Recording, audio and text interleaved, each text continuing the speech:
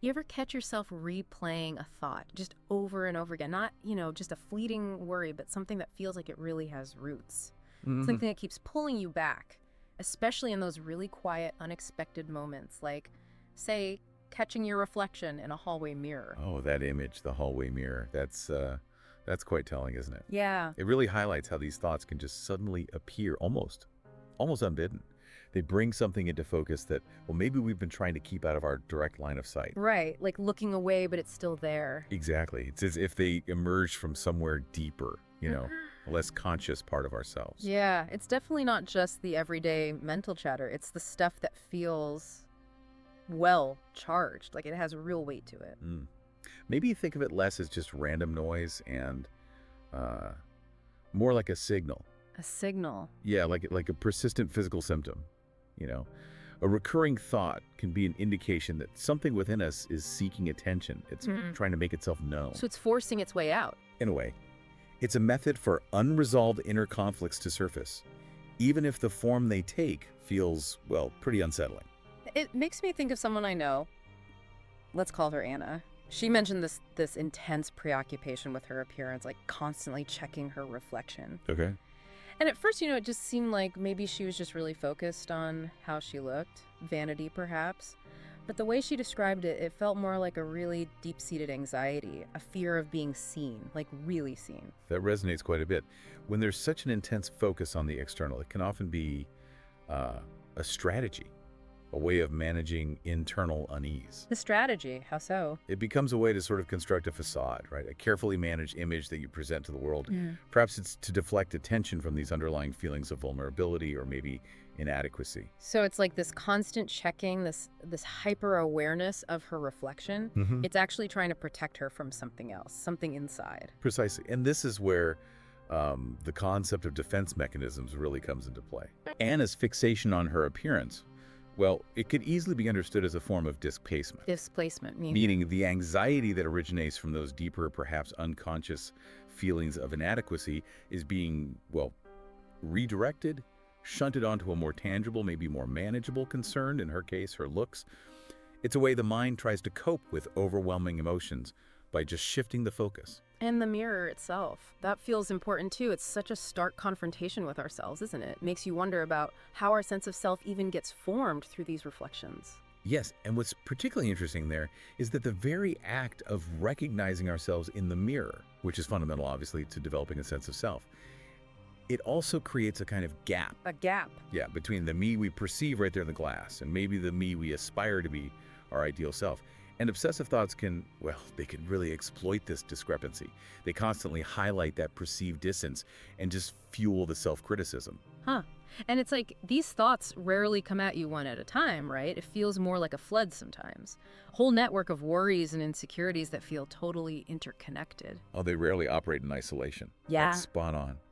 These thoughts tend to form these intricate networks, linking anxieties, suppressed desires, past experiences, you name it. Wow. And there's often this strange familiarity to them, too, even when they're disturbing. It's sort of what Freud described as the uncanny. The uncanny. Yeah, that unsettling feeling of, okay, this thought is mine. It came from my head, Yeah. yet it feels somehow alien. Form. Right. Like you mentioned the example of worrying about blurting something out in a meeting. On the surface, okay, it's just a fear of embarrassment. Seems simple enough. But underneath, you're saying there could be layers of, I don't know, past humiliations, maybe a fear of authority figures, even buried anger that hasn't been dealt with. Exactly. What presents itself as a seemingly simple, almost surface-level concern can actually be deeply rooted in a whole complex history of emotional experiences, unresolved conflicts. The thought just becomes a focal point, like a lightning rod, for this whole constellation of underlying issues. And it feels like the harder you try to push these thoughts away, the stronger they get. Anna's attempts to control her appearance, for instance, seem to just trap her even more. Yes. This speaks to something known as repetition compulsion. Repetition compulsion. There's often an unconscious drive to revisit and maybe attempt to resolve these underlying tensions, even if the way we go about it, like Anna's constant mirror checking, actually reinforces the cycle. So trying to fix it makes it worse. Sometimes, yes. The very act of trying to control the thought can paradoxically strengthen its grip. It's like, trying to hold a beach ball underwater. The harder you push down. The more forcefully it pops back up. Precisely. It's really remarkable how often these recurring thoughts seem to cluster around similar themes too, like a need for perfection, or this intense desire for safety, or longing for acceptance, maybe a craving for order. These feel like such fundamental human concerns. They absolutely are. And what's fascinating is that these core themes tap into very, very primal anxieties. Primal, like survival stuff. Could be. Whether you look at it through an evolutionary lens, the need for safety and belonging for actual survival, or through a psychoanalytic lens focusing on early life experiences, these fundamental concerns are just deeply ingrained. Think about how early experiences of, say, conditional love. Where love depended on performance or behavior. Exactly. How they can shape obsessions around perfectionism or the constant need for approval later in life. So these intrusive thoughts, as distressing as they aren't necessarily malicious then.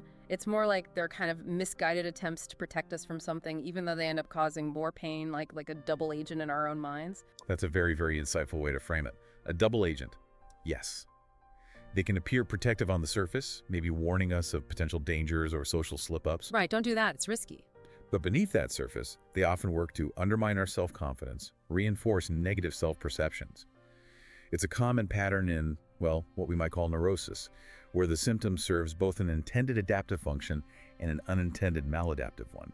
And they have this really urgent quality, too. They just barge in, don't they? Intrude and just set up shop in your mind, disrupting your focus, creating this constant undercurrent of anxiety. The intrusive, urgent nature is absolutely key. It's as if these thoughts demand immediate attention right now. They disrupt our concentration, our emotional equilibrium.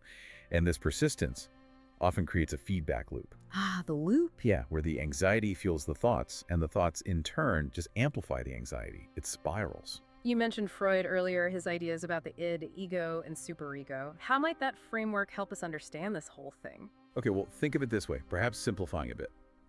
Obsessive thoughts can sometimes emerge when that delicate balance, the balance between our instinctual drives, the id, The impulses. right, and our internalized moral compass, the superego. The shoulds and shouldn'ts. Exactly. Yeah. And then the part of us that navigates reality, the ego. Yeah. When that balance gets disrupted, maybe suppressed desires or unresolved conflicts bubbling up from the id, or perhaps harsh judgments raining down from the superego, Yeah. they can overwhelm the ego's defenses, And the thoughts break through. leading to these intrusive thoughts breaking through into consciousness. Yeah. So if we go back to Anna standing there at the hallway mirror, it's really not just about a stray hair or a tiny wrinkle then. Not at all. There's this whole internal drama playing out, Yeah. this struggle between how she wants to present herself, the facade, and these deeper insecurities that are just clawing their way to the surface. And no amount of superficial fixing, like adjusting her clothes or makeup, can really address that underlying tension. Precisely. The external focus becomes essentially a distraction, a diversion from the internal landscape.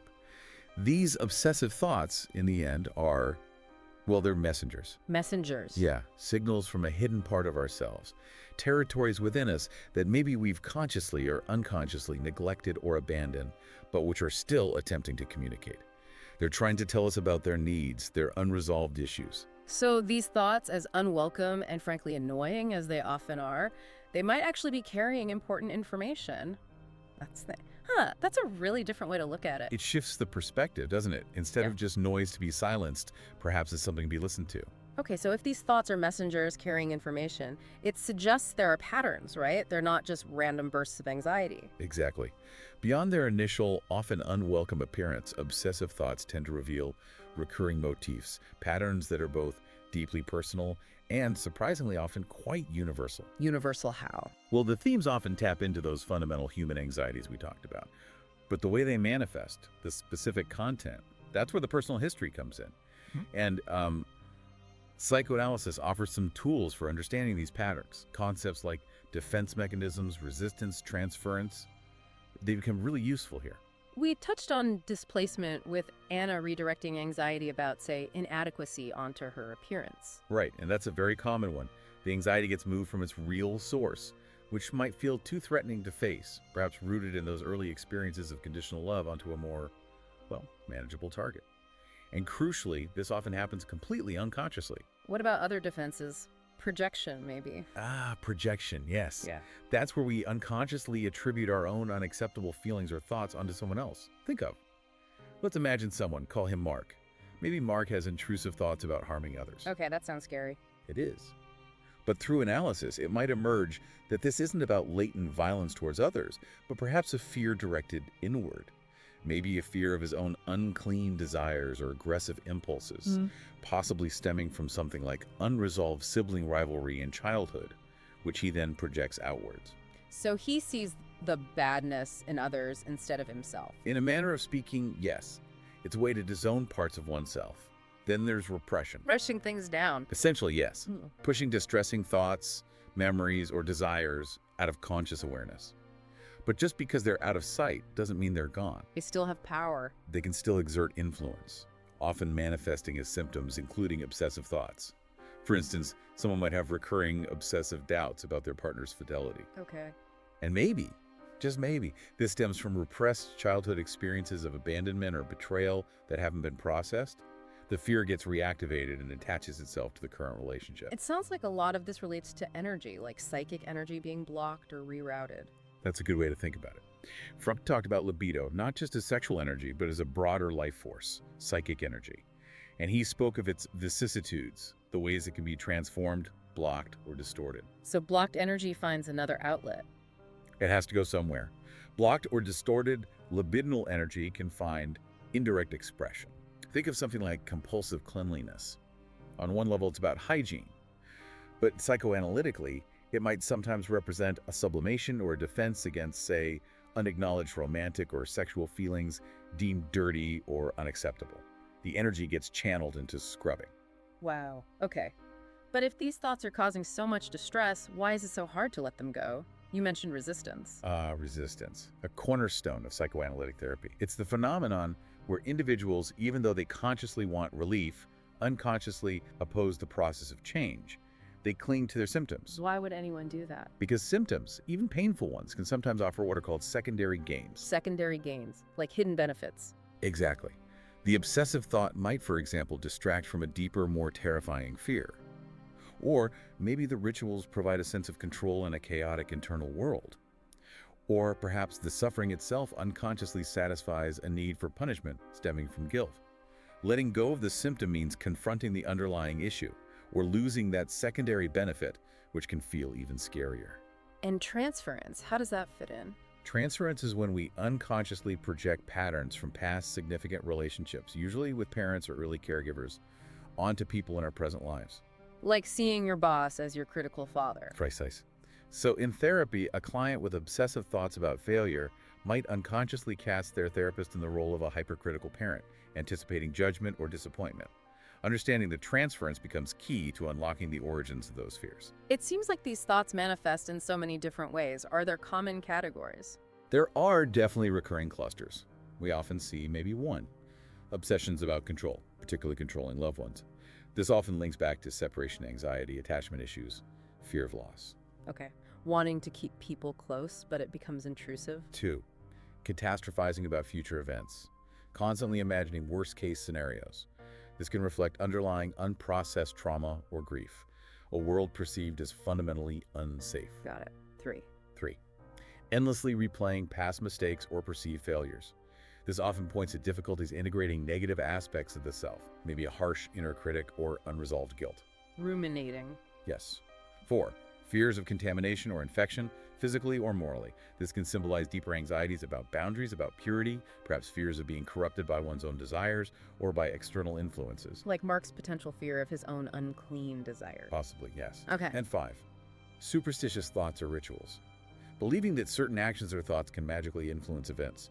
This often provides an illusion of control over overwhelming inner chaos or external uncertainty. These categories, they seem to connect back to really basic psychological stuff. Absolutely. The control thoughts link to power dynamics and dependency. Catastrophizing to fundamental survival anxieties. Replaying mistakes to ego integration and self-worth. Contamination fears to boundary issues and morality. Superstitions to questions of causality, control, and responsibility. And you could probably even link some of these to developmental stages, right? Like things getting stuck early on. Very much so. Psychoanalytic theory links fixations or unresolved conflicts at different psychosexual stages: oral, anal, phallic, latency, genital to specific vulnerabilities later in life. For instance, issues during the anal stage, related to control and order, might predispose someone towards obsessions around cleanliness or perfectionism. And these different types of thoughts, they don't just exist in neat little boxes, do they? Rarely. That's a crucial point. They form interconnected networks. An obsessive fear of contamination might trigger thoughts about needing perfect control, which then leads to replaying past moments where control was lost. One thought amplifies another. It's systemic. It sounds complex, but also strangely familiar. I imagine many people listening might recognize pieces of this in themselves. I think that's highly likely. Recognizing these patterns is key, because these thoughts often have roots in universal human needs, fears, and vulnerabilities. Seeing them described can actually transform shame into insight. You realize you're not alone in this. So shifting from seeing them as the enemy to maybe messengers, like Yeah. you said, harbingers of avoided truths. Exactly. It's a profound shift in perspective. Let's go back to Anna at the mirror. If she starts seeing these thoughts not just as vanity or anxiety, but as messengers, what changes? Well, maybe the struggle lessens slightly. Perhaps she begins to recognize the relentless focus on her appearance, not just as anxiety, but as fragments of herself, parts longing for integration. A deep need for validation, maybe stemming from that conditional love we speculated about, crying out for attention. It's a move from simply resisting the suffering to potentially moving through it by understanding its language. So understanding the why behind the thought. Yes. And it's similar to how we might approach dreams in psychoanalysis. Obsessive thoughts can be seen as a kind of waking dream. Waking dream. They often use symbolic language, just like dreams, to convey suppressed or unconscious content. That fear of contamination might manifest in dreams of, say, drowning in filth or being covered in insects. The waking thought and the dream image might be speaking the same symbolic language about feeling overwhelmed or morally compromised. So decoding them requires patience, setting aside judgment. Patience and humility, absolutely. Mhm. We have to try and set aside our preconceptions about what the thought should mean and really listen to what it might be expressing. For Anna, the fixation on appearance isn't just vanity. It's perhaps a desperate plea for validation, a performance aimed at finally securing the unconditional acceptance she might feel she never received. And for Mark, with the violent thoughts. If we follow that thread, connecting his thoughts to, say, early sibling rivalry, then the symptom isn't necessarily about latent aggression waiting to erupt. It could be an expression of unprocessed grief, rage, or competitive feelings related to that early relationship, feelings he couldn't consciously acknowledge or integrate. Reframing it changes everything. Does this clarity come all at once, like a sudden epiphany? Rarely. It's usually much more gradual. Small shifts in understanding, moments of connection. Maybe Mark notices the intrusive images are slightly less frequent, or he feels a bit more tolerant of uncertainty. It's often a feeling of being gradually less haunted. Space begins to open up. So the goal isn't necessarily to just get rid of the thoughts immediately. The psychoanalytic approach generally emphasizes working with symptoms rather than just against them. Unlike approaches focused solely on suppression or distraction, the aim here is to explore the origins and functions of the thought without immediate judgment. Why is it here? What is it trying to do or say? There's a paradox there, isn't there? Like, accepting the thought might make it go away. It's the paradox of acceptance, yes. Leaning into the discomfort, acknowledging the thought's presence without immediately trying to fight it or change it, can paradoxically lessen its intensity over time. Fighting often fuels it. Acceptance allows it to be seen, understood, and potentially integrated. Can you give an example, maybe from a dream context? Sure. I recall a patient with intense cleanliness rituals who dreamt repeatedly of being lost in a dark, cobweb-filled forest. Working with a dream didn't involve validating the cleaning compulsions. Instead, it opened up exploration of the untamed, perhaps neglected or feared aspects of their own psyche, the parts represented by the wild, messy forest. The dream wasn't telling them to clean more. It was pointing to what the cleaning was trying to keep out. So you can apply this kind of symbolic interpretation beyond just dreams to everyday life, too. Absolutely. Once you start understanding the symbolic language of your own obsessions, you might notice recurring themes popping up in films you watch, situations you encounter, even casual conversations. These can be seen as further invitations for deeper exploration, the psyche using the external world to reflect internal conflicts. So Anna and Mark, their journeys aren't about finding a final cure, then. Not usually, no. It's more an ongoing process of discovery, integration, and becoming more whole. They evolve. Anna might start making small, conscious choices against the ingrained habit of checking the mirror, not out of sheer willpower, but because she understands the need behind it better. Mark's transformation might be quieter, fewer intrusive images, maybe an increased tolerance for ambiguity, less need for rigid certainty. So the path through obsessive thoughts doesn't necessarily lead to their complete eradication. Often it leads to reconciliation, learning to live alongside them perhaps, seeing them not as enemies but as maybe difficult allies. Signposts pointing towards areas in our inner landscape that need attention, compassion, understanding. They teach us things then. They can teach us patience, certainly. Humility. Mm-hmm. And a different kind of courage. The courage to face ourselves. So the question for anyone listening who recognizes themselves in this isn't just, how do I stop these thoughts? Perhaps the more generative question is, what are these thoughts trying to tell me? What will you do next? Yeah. How will you respond when these mental shadows appear? Are you willing, truly willing, to listen to what your mind might have been trying to tell you all along?